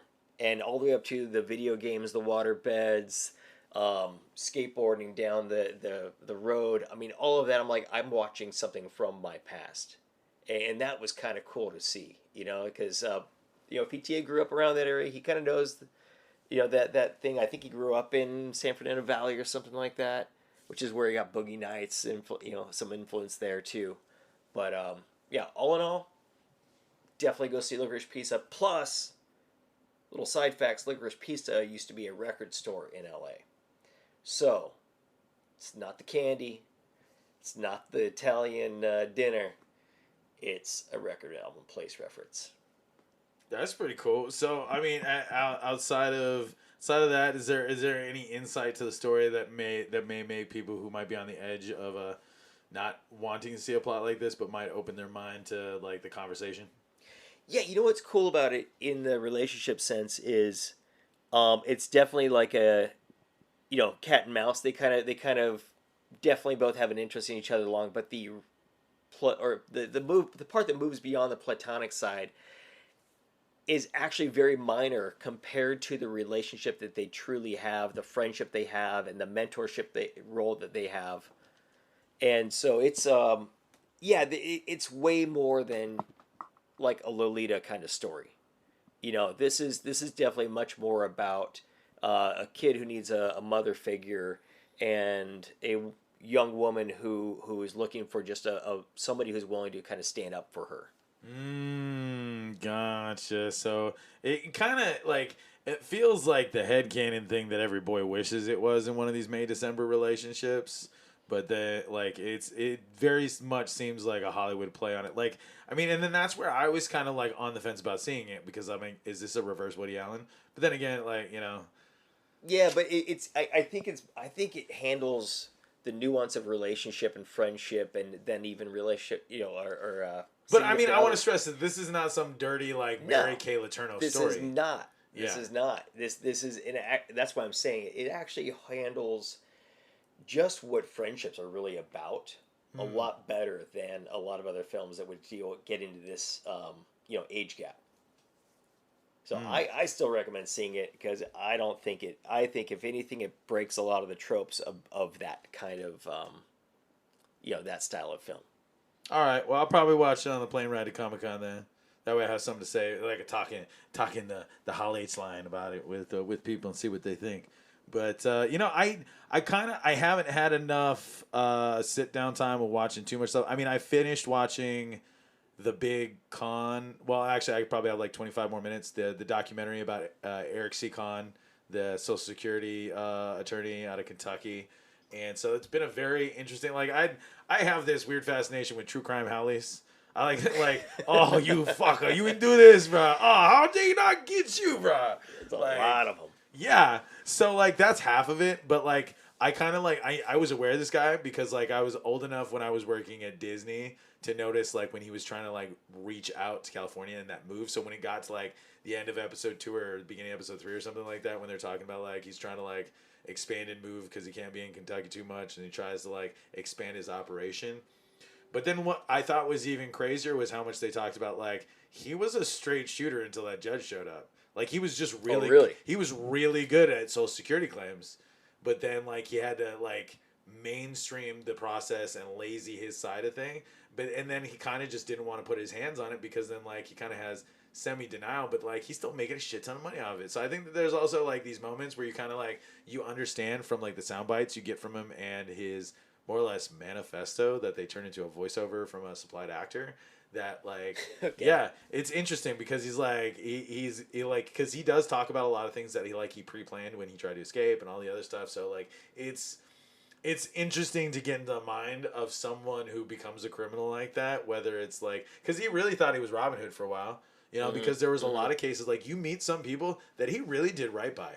So that's it's the hard subject of like, is this like Pancho and Lefty? Is this like again the Butch and Sundance type of thing? Is Eric C. Conn like the Social Security swindler like / Butch and Sundance character of the modern times? Yeah. So I'm gonna have to watch that one because I haven't seen that one yet. Yeah. Yeah. Yeah. So absolutely. So if you got the Apple TV, I would totally check that one out. That one's pretty solid. I'm about to finish The Boys. I don't like want to make any final remarks on that yet, but like the season has been moving in a very interesting direction with like how the power systems work and the hierarchy of these superheroes and this corporate lifestyle. I don't know if you really have you watched The Boys at all? I haven't. Dude, it's The Watchmen but meets like Reaganomics, like TV running your life type of superhero. Right, like so you've got like Yeah. superheroes who have to be social media icons but are also secretly pieces of shit, and then like having to deal with like covering up them accidentally killing people, and then like government agencies having to regulate them, and then the people's lives that are ruined by their collateral damage. So it's more watching the journey of a guy trying to get even with people who are perceived as superheroes when in actuality they're the biggest villains of our time. Oh, right on. Okay. Yeah. I'll have to check that out So, too. So you give me all kinds of stuff to watch. Yeah, man. But I have finally been. I mean, I kind of like slightly trash talked it a couple weeks ago, but like I didn't have time to like catch up with the rest of the game. But Jurassic Park Evolution 2, well, Jurassic World Evolution 2. It's on Xbox Game Pass right now, but I finally got around to like playing the next part, but I was kind of confused that like it was like, oh, we got campaign mode, and then I was like, oh, there's also story mode, but wait a minute, isn't campaign story? And then I played campaign mode, and it was like, this is pretty much just like a like tutorial for what we changed in the new game. And then when I finished it, I was like, wow, that was a freaking 2-day tutorial. Like, I was kind of disappointed though that I couldn't just like go out and like just start playing. Like, I mean, yes, that's what Sandbox is for, kids. But like when I thought I was in campaign, I was like, ooh, I'm just gonna go scoop up that dinosaur and make some like dinosaur appeal right now. Because it's like it's 1 part Jurassic Park and it's 2 parts Roller Coaster Tycoon. Oh, okay. So yeah, I was gonna ask you kind of how the game works. Cause I was kind of hoping that like you can pick to be a created dinosaur, and then you chase around like Sam Neill and Laura Dern. Kinda, you can headcanon some of that stuff while you're cruising around. You can make that part of your Twitch show, but there is top-down God's eye view Sim City building. Okay, and then there's boots on the ground third-party view stuff that you have to do with a Jeep that has a guy in the back that you can control with binoculars to scan dinosaurs to figure out what's wrong with them. And then they have a tranquilizer gun, and then there's a helicopter, and then you can actually tranquilize from the helicopter or take photos, and you can sell the photos to make extra money if you're tight on cash. They're like, you are $40,000 a day. Go take a picture of a T-Rex. Yeah, but what's actually really funny is like when you play, because they give you alternate scenarios, you kind of get like a multiverse redux of the OG story. So instead, because like the last game, we really just played like the greatest hits of all the movies, and so then in the new game, for story mode, you get to do what ifs. So like you get brand new voiceovers from Jeff Goldblum. He comes out and he's like, life has a chance. And they give him a different Jeff Goldblum. Yeah. You can listen to him read a cereal box, bro. But he even gets different artwork for each era he's in. So you get to see like Jurassic Park 1 picture of him when he's talking versus like Jurassic World Dominion picture of him. And so he gives all the cold opens to the story, essentially like your piece by piece mission for each story. So like story 1 is La Nublar revisited, and you're imagining you have control of it weeks before Sam Neill shows up. So instead, what you're trying to do is create a successful park that actually makes money, and dinosaurs don't break out and kill everybody. So then the one thing that'd be a good success. Yeah. So the one thing I do like is that it gives you an alternate John Hammond story, and you just get to hear like all the fun John Hammond lines. But then the problem is they've got this voiceover artist that kind of sounds like more Welsh than he should. But it's kind of cute. But then like even get some new animation. So like Rhys Darby and Jumanji. No. Welcome to Jurassic Park. No. More Welsh than Australia. Oh, more Welsh. More Welsh. Welcome to Jurassic Park. Not Sean Connery. Not saying. No, you know what? I'm gonna work on that. Yeah, you're gonna have to come back. But actually, you can't really, because like when I hear it, I go, oh, no experience. But then they had a little more in there because like they just made. I don't know. I think the way that the guy rolled it, he probably was a sound-alike, and then he's probably like hiding parts of his own accent in there or something like that. But like it's pretty cool because then like they give you control of the park minutes before they start building everything. And then, like, you got to set up the cages, and then, like, you have viewing galleries, so that way, like, how much dinosaur view do you have, just kind of like the same way Theme Park Tycoon works. But then, like, it's your friggin' Diplodocus has got avian flu. So then you've got to, like, build a paleomedic lab, and then you gotta like scan him, and then you gotta go make a vaccine, and you gotta research, and you gotta hire a guy, and then you gotta make sure you give that guy a break every once in a while, because if he gets angry, he gonna turn into like the dude from the first one and be like and he'll like let a dinosaur out of a cage. What? So if you overwork somebody, they'll straight up go, I quit, and then like open up all the dinosaur cages, and you're like, oh shit, dinosaurs. They really do that? Yes, and then you have to open up all the emergency shelters so people can run to the shelters, and then because some missions, like you can't just like auto send everybody out to do the dirty work, you gotta get in there like the Suicide Squad, and you gotta go hunt down 60 Dilophosaurus, because hoisted by your own godly petard, you went, you know what? I've got $8 million because this park's 5 stars, so I'm gonna make 60 Dilophosaurus, and I'm gonna cram them into the smallest square acreage and make $1 million a minute off of them, because you're just trying to like dollar hack the win on the game. But yeah, it is. It's crazy. It's far better than I thought it was going to be. So that sounds like a lot of fun. Yeah. If you make the vaccine properly, can you go around and just sell it at like 1,000-time markup? No, actually, you don't get to do Martin Shkreli. You actually, what happens is after enough of them get it. Well, so what it is you have an inoculation that you first make, and then after like 10 or 20 dinosaurs get it, there becomes a vaccine for it, and then every time you make a dinosaur, it automatically gets vaccinated. So then it saves you money, because then you don't have to go out and vaccinate the Diplodocus. Okay, so you're more Fauci than Shkreli. Yeah, exactly. Yeah, vaccines for all the dinosaur peeps out there. But yeah, so then oh, dude, and then like the best part is there's a story mission in between 1 and 3 that's like more than, it's 2.5. It's not Jurassic Park 2. It's not Lost World, because you get to play San Diego. So the model that they had on the table that you see in Lost World, you get to play that. The weirdest part about the map is as someone who spent a lot of their life in San Diego, I'm looking from all the corners on the map and going, where is this? Is this La Jolla? Is this Scripps Ranch? I can't tell. Is this Anza from a bad angle? Like, how is this? So it's like San Diego. Yeah. It's not quite the same. Yeah, but what's interesting, it has this skyline in the back, and you can kind of see it, but then I'm like, why do you have like all these big mountains behind? Like, there's hills. I can see San Bernardino Mountains from here. Yeah, dude. Yeah, that's what it kind of felt like. It was like, I can see Los Angeles. No, that's not. Like, is that the Coronado Bridge? I can't figure it out. So after you get past that, you're like, oh, sweet. I get to make the San Diego park that was promised in the second movie. So like, you don't get any revisiting from any of those characters except for Jeff Goldblum again. It would be fun if they had like a voice match guy for Pete Postlethwaite, because like he's a badass. Yeah. Yeah, but I'm gonna work on my Jeff Goldblum accent too. Life finds a way. That was more Christopher Walken. And yeah, that was more Christopher Walken. With a little Katharine Hepburn in there too. Life finds a way, darling. While we're in good spirits, speaking of life, lost a really cool peep about more than a week ago. But like, I mean, this is the thing of like getting around to it, fitting in the news, talking about death. I mean, we're talking about enough in this episode because of Shinzo, but like,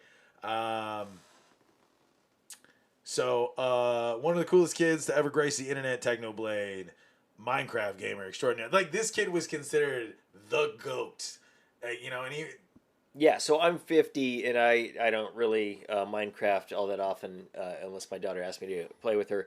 But she knows very well who he was, and was like hurt when she heard that he passed. Yeah, I mean, and then the sad part is like, I mean, it's cancer, and it's a long battle, it's a hard battle. But like, I mean, that's how much he connected though with an audience. Yes, right? And as someone who grew up on the internet, I'd have to say that this is probably one of the most impactful deaths. It's one of the biggest searched obituaries on the internet right now, still even many days later. The support that keeps on pouring out. Like, I feel this is in comparison to some of the first funerals that I attended on World of Warcraft. Because like back in the day before we had like hardcore YouTube presences and like Twitch streams and stuff like that, it was a community would come together and mourn. So like there was this whole like walk through the entire map where people would just spawn and be like, oh, there's the line, it's running, and we walked a whole train across the entire world peacefully without anybody in the PvP map like causing hell or anything. So like this community really does know each other. They get to loving each other, whether like friends or they make families. I mean, dude, I know so many people that met their wife or their husband by playing an MMO. I mean, so this is, okay. gamer culture for me is actually probably one of the biggest safe havens. You know, I feel that, like, yes, it can be a culture of, like, some bad decisions and gaslighting problems and, like, you know, poor male choices and, you know, misogyny, but, like, at the heart of it, at the heart of the people, the good people, that, like, this is a community that really, like, these become some of the only friends. Like, I actually had a point in my life where I was going through a hard breakup and I didn't have any friends because, like, all of her friends were my friends at that time. And I was just constantly working, so I didn't really have any friends. And so then, like, when I transitioned out of that relationship, it was like all my friends were on an MMO, you know? So they were in a chat room or they were in my ear. You know, it's kind of like, and when you take away the video game, it's like being on a CB radio or shortwave. It's just you're looking for civilization, you know? And these people found it together, and Technoblade was a cool kid at the heart of it. And, you know, just another guy. Like, he's like the Kobe Bryant of fucking Minecraft. Wow. You know? Wow. So, wherever you may land, or however you may be, or how people want to remember you, young man, dude, your memory lives on. In brighter things, because I don't want to, like, cry on air, because let's close out with our last and final tribute to Flat Earth Dave. Flat Earth Dave. I need a. You know what? I'm gonna special effect that one. Can you echo it? Like echo effect it? Flat Earth Dave. Yeah, I like that, but I won't echo that one because then I'm making fun of it. So that way in post, people are like, yeah. Flat Earth Dave. Like that? Can you do that one? Yeah, but I mean that's even already better. I mean, that's good Foley right there. Like, you just, thank you. Yeah, good job. Like, who needs the filter? You know what? I'm now not going to filter the filter. You get two hands and you put them next to your mouth. You can do anything. Yeah, well, especially like with a good shotgun mic catching like the extra part of the room like we have right now. So that might actually sound kind of cool. We'll find out. But if it doesn't, then maybe I will put the effect just for the punchline. Yeah. But you know, speaking of punchlines, you know, I've been talking with Jonathan about this. Like, this is kind of like this is a touchy subject with me, like cognitive dissonance and misinformation in the world. So, like, I've actually, in my days of preparation, my months of preparation since I have been propositioned, if you will, by Flat Earth Dave, because he wants to blow my mind, I have watched interviews from people who believe him. I have watched him interview people who think they believe him. I've watched him get shredded to bits by people who know real, provable, visible, everyday living science.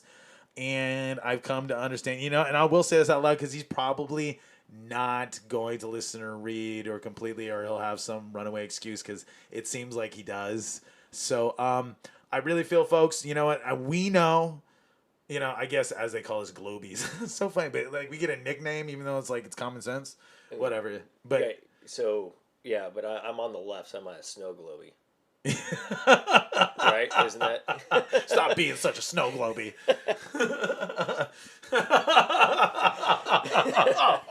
Oh my God, we've created like a terrible sub-political movement inside of like the dumbest idea of a lifetime. But anyways, you know, I don't want to denigrate him too much, and bless his heart for like being scooped up in a dissonant chamber as strong as flat earthers. But it's it's interesting seeing how he responds to people. So I think what we're gonna try to do is we're gonna take a different approach than he's really been interviewed in the things that I've seen. I think what we need to understand as a people is how their brains work. So I think more the how than the why. Yeah, I mean, more the why than the how the earth is flat. For me, it's the same as like QAnon or other things like that. Like, where do you take that leap of denying the majority of information and science and fact? Like, where do you take that leap of, I'm not going to listen to the major sources of like actual information and knowledge. Yeah. I'm gonna deny everything I was taught in school. I'm gonna deny what my parents taught me. Yeah. I'm gonna deny what my neighbor says. Mm-hmm. And I'm gonna believe this person I saw on YouTube. Yeah, no, like, and I want to know what caused it. Like, yeah, not no, what causes where that but click it's like, comes in. Yeah, no, and I think that's what we really need to understand, because like I think that's a harder part about like being smarter or neurodivergent in the modern age. Like we have a lot of disconnect and impatience with people who get caught in things that we think are trivial. Like, I mean, I think that was the hardest part of watching, like, I watched Professor Dave versus Flat Earth Dave. And, like, I've seen some Professor Dave videos before this time, and he's just, like, he's infotainment. Like, he's really just, like, I drop what it is, but then, like, he got attacked by the Flat Earth Society. So then, like, I thinking, like, okay, well, then how do I cater to, like, I might get an influx of Flat Earth listeners because it'd be like, I was on rabbit holes, you know? So then, like, there's going to be people who might influence other people in my feed from outside of Hawaii now because the Flat Earth. So then, like, if I post stuff about him or I share clips of him, what do I want it to be? Do I want it to be another fight like everybody's had with him? Or do I want to understand the men and women behind this movement and what motivates them to believe in something that no one else wants to? And I don't want to, like, lift them as, like, a social figure because I don't want it to seem like this courageous journey. I just want to know. I want to know why. Yeah, I mean, look, for a long time, I seriously, I thought flat earthers was like this kind of like LARPing thing. It was a trolling movement. Yeah, I mean, I thought it was just people just kind of screwing around, like, haha, yeah, I'm a flat earther. Like, yeah, I know the world's round, but you know, I'm a flat earther, and it's like just this thing they like to do on the weekends and go to these conventions because there are other people who said the same thing, and maybe that's how it started. And they were all like, wait a minute. Is it real, though? I don't know. We've been saying it's real for a long time. It must be real, right? Yeah, but we also have people in America that think, like, the Earth is hollow. Or I should ask him about the other models. I'll be like, okay, so if you believe the Earth is flat, then do you believe the Earth is hollow as well? Is there a machine inside that's making all this happen? Like, because I like the question. What's the dome made out of? I want to know what the dome's made out of and how long the dome's been made. How long has the flat Earth been around? Can they answer that? And can we eat it? Yeah. If the moon was made out of ribs, would you eat it? That's like the only time I'll ever quote a Will Ferrell sketch. But, like, I mean, and the questions, like even within the flat earthers, there's controversies of what is the firmament? Does the Earth spin like a record on a record player, or does it sit still and the firmament rotates around it? Like, have him kind of explain why there's even controversy within. Yeah, that's what we do. Let's just divide and conquer on the movement instead of, like, fighting over the movement. Because maybe if they could all agree on how it actually functions first, then they can approach us after they've talked and be like, okay, we've talked about it. This is this is a Fred Flintstone level problem. No, yeah. All right, buddy boy. You know, it's like, I mean, get him and, half the cast of Jellystone Park and just like, I don't know, Yogi. The Earth does seem like a spherical object. Well, you know. Let me tell you something. You get this Earth, and it lays out like this. If you go over here, the star's over there. If you go over there, the star's still up there. Hanna-Barbera brings you the Flat Earth Complex. Is that like the hidden secret episode after the Flight of the Spruce Goose episode? Probably. Yeah. No, that's like weird things. But no, I want them to get their stuff together and then just represent it to us. Like, okay, now we have a slideshow. Yes. You know? Yeah. Well, you know they have a convention. Well, I know, but even there, like, they debate about... Yeah, there's like 20 panels on, like, each version. And then there are like 6 different raps. But then there's crazy is there's like a bunch of guys selling the different models. Like, you can buy each firmament model. What is speaking of snow globies, what does a flat Earth snow globe look like? Well, it looks like a snow globe. Well, no, it looks like a designer plate. And like it looks like one of those designer plates that your mom puts fake fruit on when she wants to show off the company, and then it's just a glass cover dish like that you put over a turkey or something. Okay. Yeah, no, and then what's interesting is like I like some of the artwork from it. Like it looks kind of steampunkish sometimes, so like kind of appeals to like my art kitsch side. So like there's some guy made a really interesting flat Earth model, like wooden inlay table that had a clock on its face. But then I'm like, oh my god, he's trying to sell me a fucking solar lunar model on his flat Earth model. But then I'm like, but this is kind of a cool table. Damn it, I can't do it.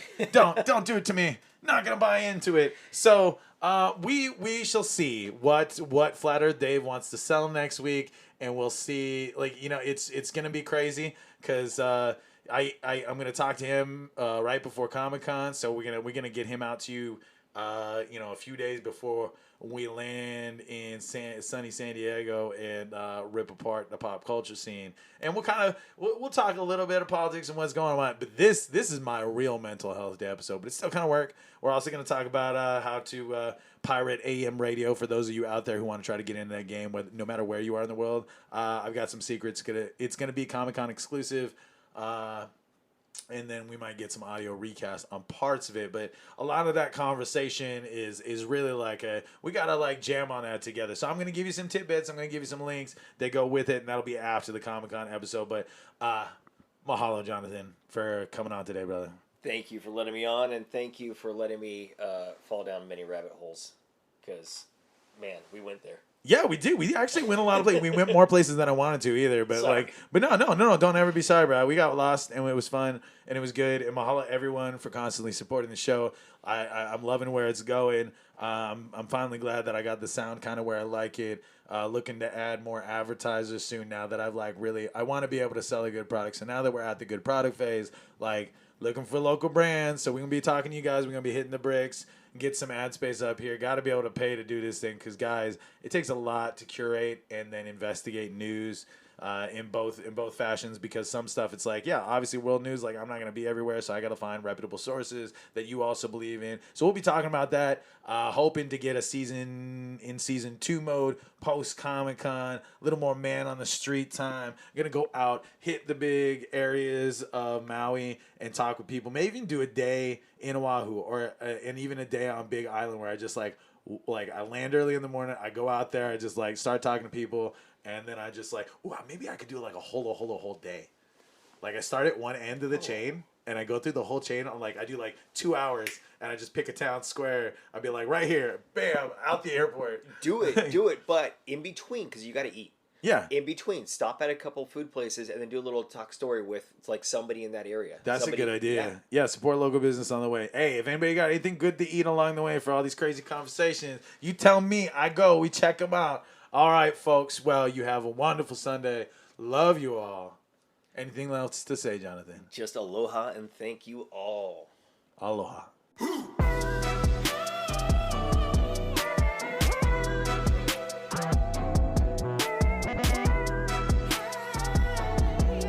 Rabbit Holes is a Manava Cow production. This episode was produced by Kawika and Sarah Rodriguez. Make sure to subscribe and follow on your favorite podcast platforms to add our weekly episodes to your queue.